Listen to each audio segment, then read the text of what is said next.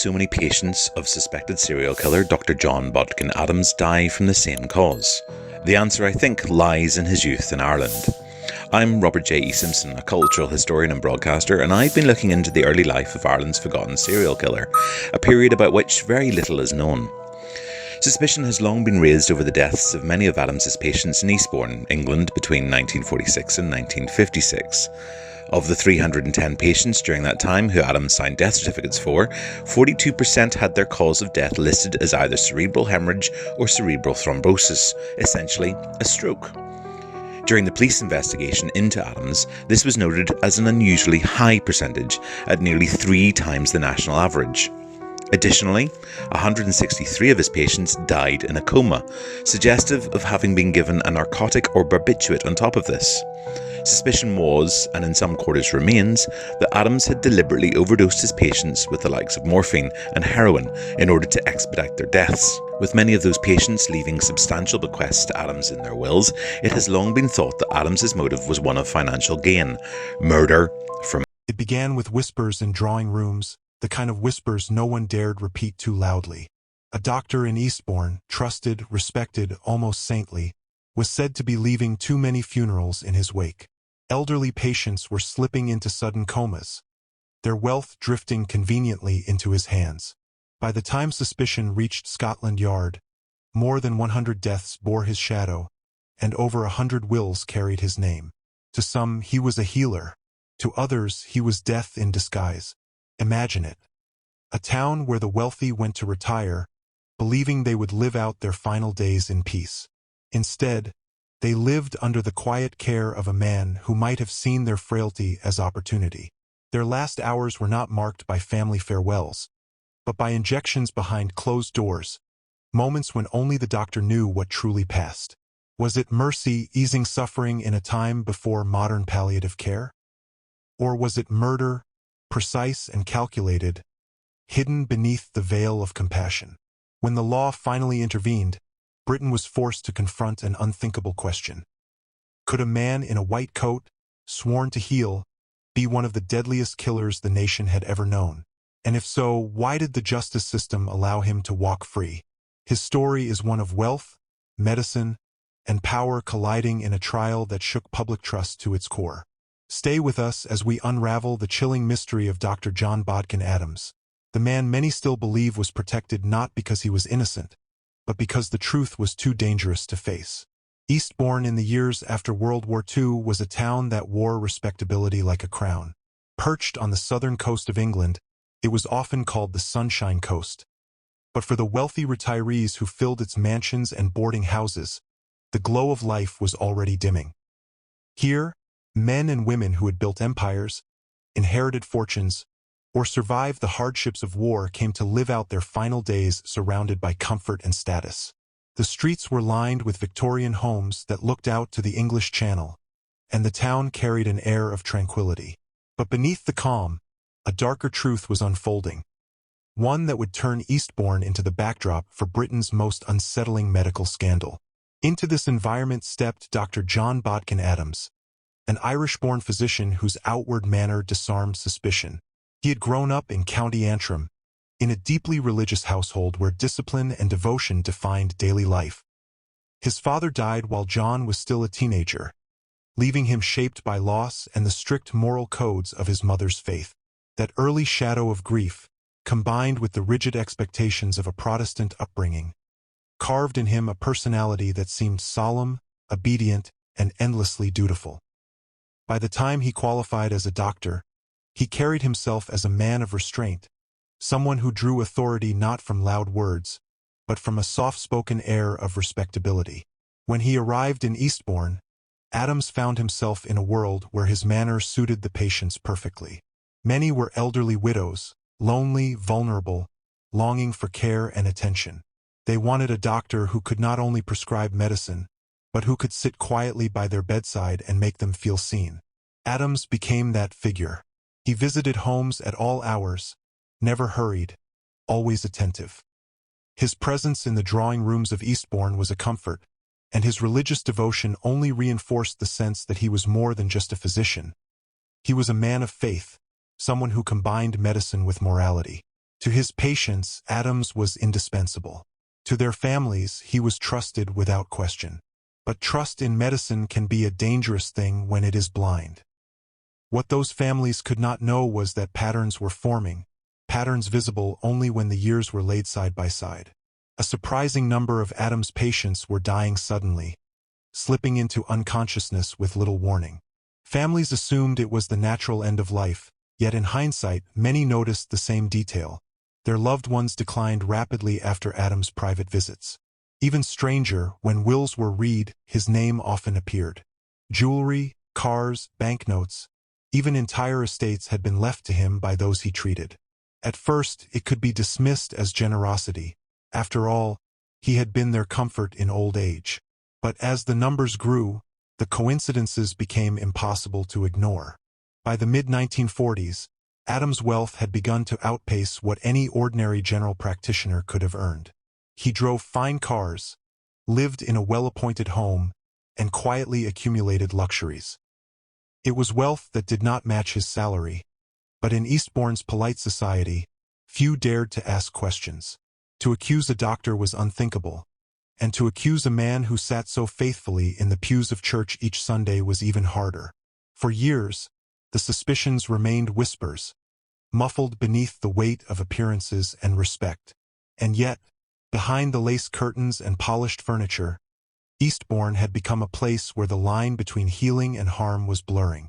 Before long, those whispers would reach the ears of Scotland Yard, and the life of Dr. John Bodkin Adams would no longer be hidden behind the safety of his reputation. By the mid-1950s, the whispers in Eastbourne could no longer be contained. Too many funerals, too many patients slipping away under oddly similar circumstances, and too many wills with one name etched inside them: John Bodkin Adams. What began as quiet gossip among neighbors now grew into private doubts voiced behind closed doors. The town's wealthy families, once grateful for his gentle visits, began to notice the strange coincidences that tied him to so many deaths.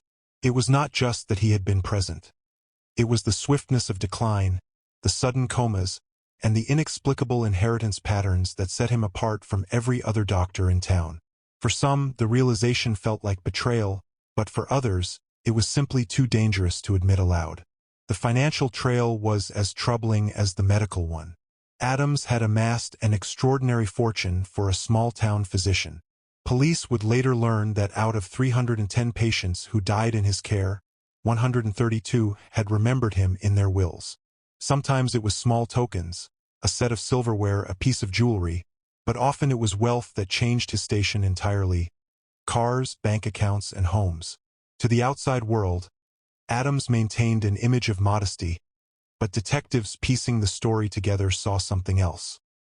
They saw a doctor whose bedside manner had not only comforted his patients but had also opened doors to their estates. It suggested motive and perhaps a chilling method, using his position not just to heal but to exploit the dying. Nurses who had worked alongside him began to remember troubling details. Some recalled being told to leave the room while Adams administered special injections in private. Others spoke of doses of morphine and heroin that far exceeded what was typical for easing pain. Patients who had been coherent and alert one day were rendered silent and unresponsive the next. Families wondered why their relatives, who seemed stable, suddenly spiraled after his visits. These stories, when taken alone, might have been dismissed as memory or grief, but when placed together they painted a haunting picture. It was not proof, but it was a pattern. And patterns are what detectives look for when the line between medicine and murder is blurred. By July 1956, an anonymous tip finally pierced the veil of silence and reached the authorities. The information suggested not just suspicious deaths but hinted at a doctor whose influence in Eastbourne was deep, shielded by wealth and reputation. Scotland Yard responded by sending Detective Superintendent Herbert Hannam of the Murder Squad, a man known for navigating complex and politically sensitive cases. Hannam and his team quickly realized this was unlike any investigation they had handled before. There were no crime scenes to cordon off, no weapons to seize, no clear confession to pursue. Instead, there were bodies already buried, wills already signed, and testimonies clouded by time and fear. To build their case, They would have to peel back years of silence and confront a community that had long chosen respectability over truth. The tension deepened as Hannum collected evidence. Cremation certificates bore Adams' signature, raising the possibility that he had ensured bodies would never be exhumed for examination. Financial records hinted at benefits that no ethical doctor should have received. And yet, every lead seemed shadowed by uncertainty. There was no definitive proof, only an unsettling chain of coincidences tied together by the presence of one man. For the families who had long carried doubt, the investigation was a glimmer of hope that their suspicions would finally be heard. For Eastbourne society, it was a reckoning, because if the accusations were true, it meant that for years, death had walked politely through their drawing rooms wearing the face of a trusted doctor. In December of 1956, the quiet streets of Eastbourne witnessed a moment they never expected. Scotland Yard had finally acted. Detectives, armed with months of testimony, financial records, and suspicious medical practices, arrived at the doorstep of Dr. John Bodkin Adams. Yet when the arrest was made, it was not for murder, it was for fraud. Investigators accused him of forging prescriptions, of manipulating cremation certificates, and of obtaining controlled drugs without proper records. For a town that had whispered about death for years, this seemed almost anticlimactic.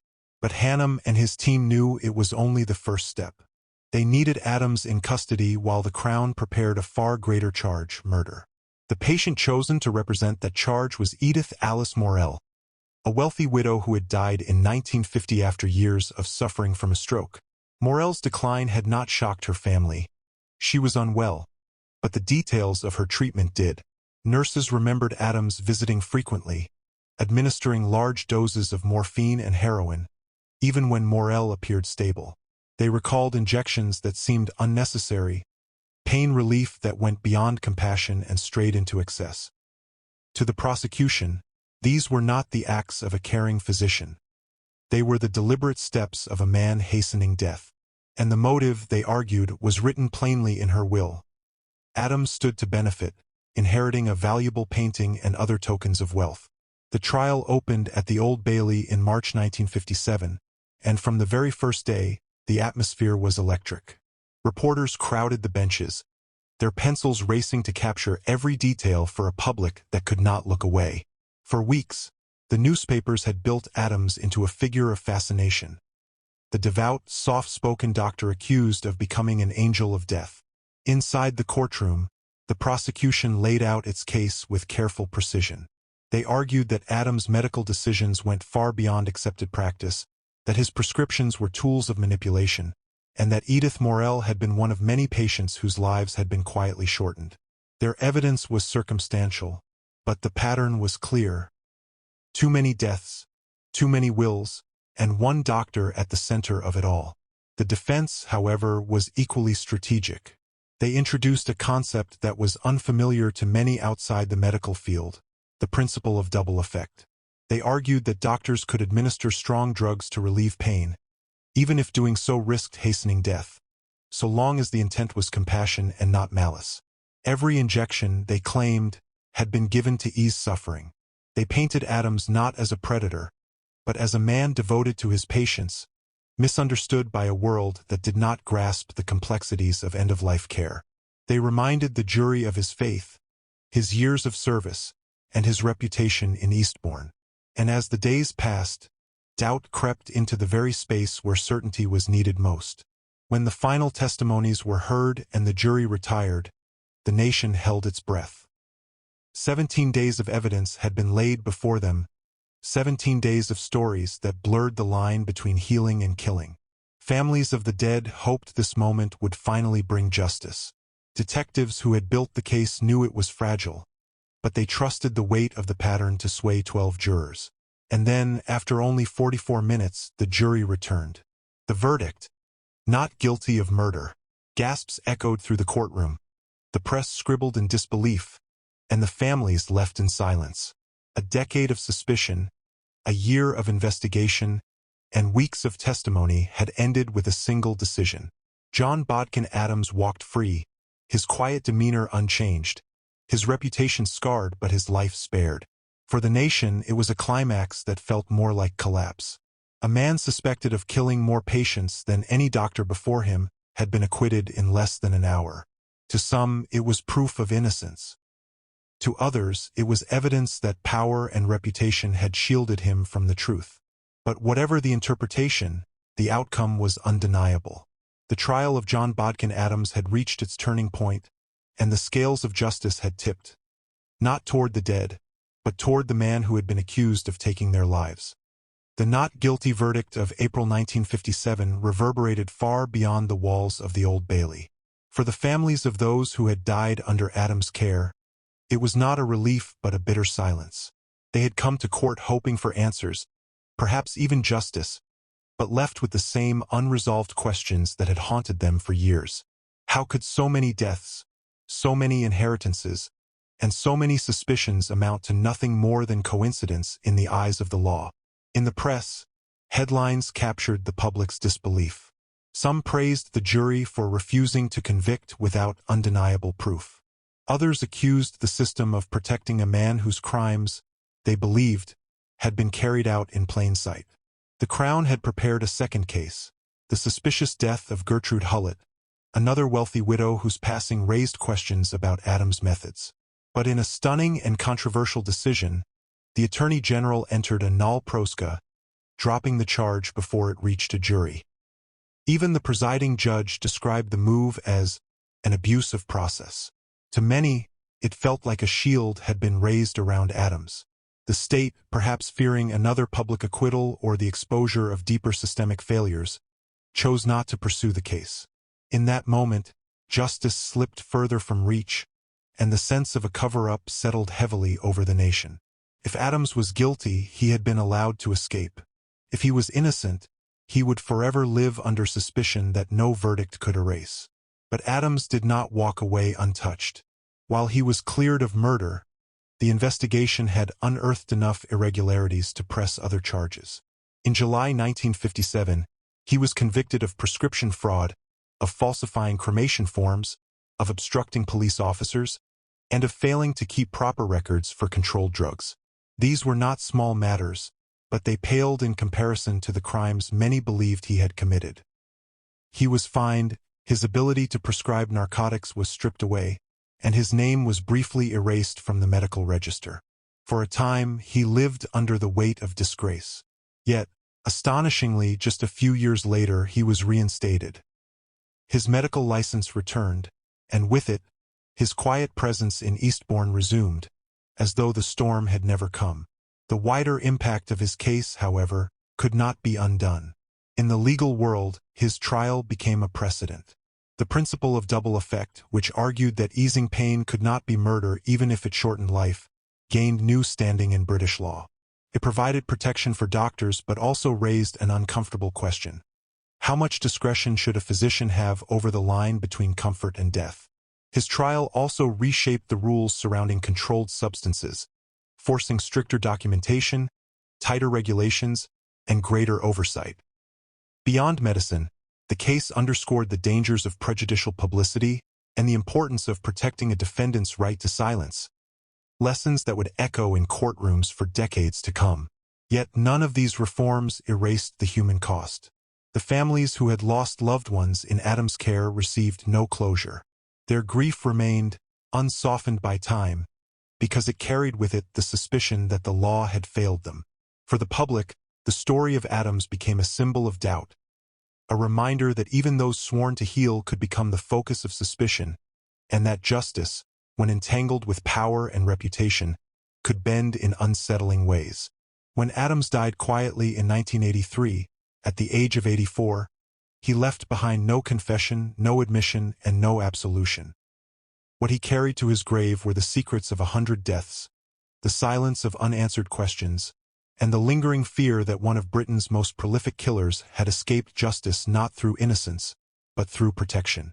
The story of Dr. John Bodkin Adams endures not because of what was proven in court, but because of what could never be resolved. His acquittal was a legal fact, yet the suspicions that surrounded him refused to die. Each statistic, each testimony, each will that bore his name, together they form a mosaic of doubt too large to ignore. And in that space between guilt and innocence lies the most haunting part of his legacy. The silence. The silence of patients who could no longer speak, the silence of a justice system that turned away from a second trial, and the silence of a nation left to wonder what really happened behind the closed doors of Eastbourne's grand homes. For the families, that silence was its own kind of sentence. Their grief carried with it the unbearable weight of uncertainty, and truth was something the case of John Bodkin Adams never delivered. His story also forces us to confront a deeper fear that rests at the core of society. What happens when trust in those sworn to protect us is broken? A doctor's word carries power. It shapes decisions, guides treatment, and often defines the fragile boundary between life and death. To question that trust is to shake the foundation of medicine itself. Adams' trial did more than put one man in the dock. It forced Britain to look into a mirror and ask if the healer can also be the destroyer, and if so, who can we really trust when we are at our weakest? But in the quiet fear that those we trust most may be capable of the unthinkable. That is why, decades later, we still ask the same haunting question. Was John Bodkin Adams an innocent doctor misunderstood by history, or was he the most protected serial killer Britain ever allowed to walk free? And so, we are left with a question that has no easy answer. Was Dr. John Bodkin Adams a compassionate doctor who eased suffering, or a predator who hid behind the mask of medicine? Did the justice system protect the innocent, or shield the guilty to protect itself? What do you believe? Was he wrongly accused, or did Britain turn its back on the truth? Could modern forensics, if applied today, uncover what the courts of the 1950s could not? Share your thoughts in the comments below. Do you think Adams was innocent, or was he the most protected serial killer in British history? If this story left you unsettled, if it made you question trust, power, and the thin line between care and cruelty, make sure you like this video, subscribe to the channel, and share it with others who seek the truth in forgotten cases. Your voice, your theory, and your engagement keep these stories alive. Because sometimes history does not close its own chapters. Sometimes it waits for us to decide what really happened.